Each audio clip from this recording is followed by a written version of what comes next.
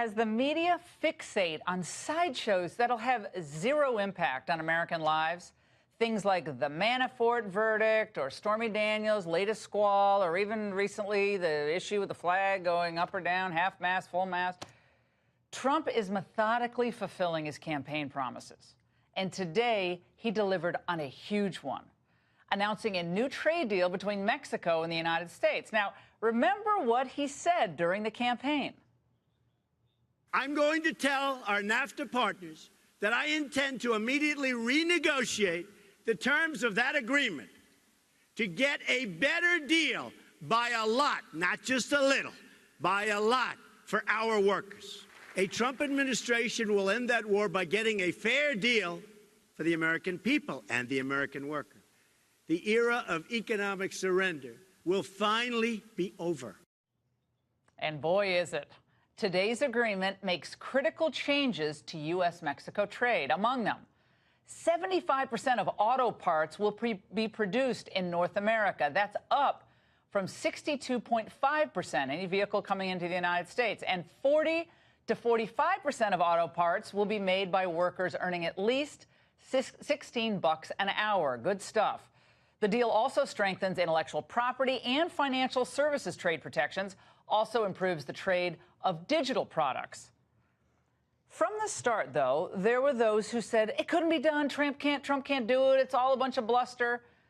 And when Trump raised the ante, threatening to impose new tough tariffs on Mexico and Canada, the reaction was apocalyptic.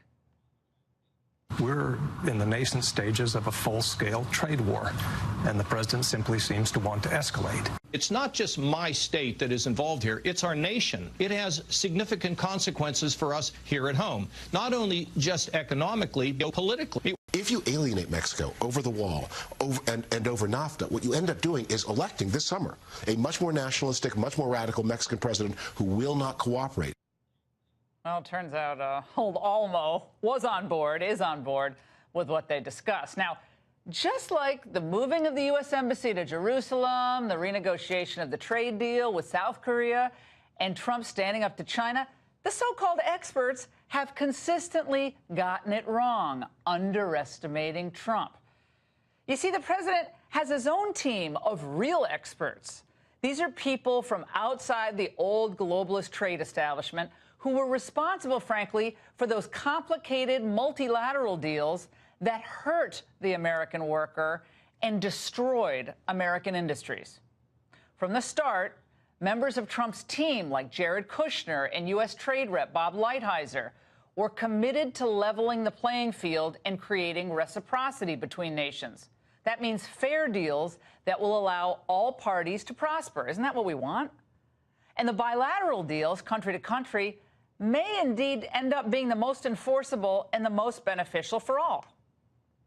Both the current and the soon-to-be Mexican presidents see the wisdom of bilateral arrangements with the United States. Now, they'd like Canada to be part of it, but if not, they're not going to sabotage it. This is what Trump touted today. They used to call it NAFTA. We're going to call it the United States-Mexico Trade Agreement.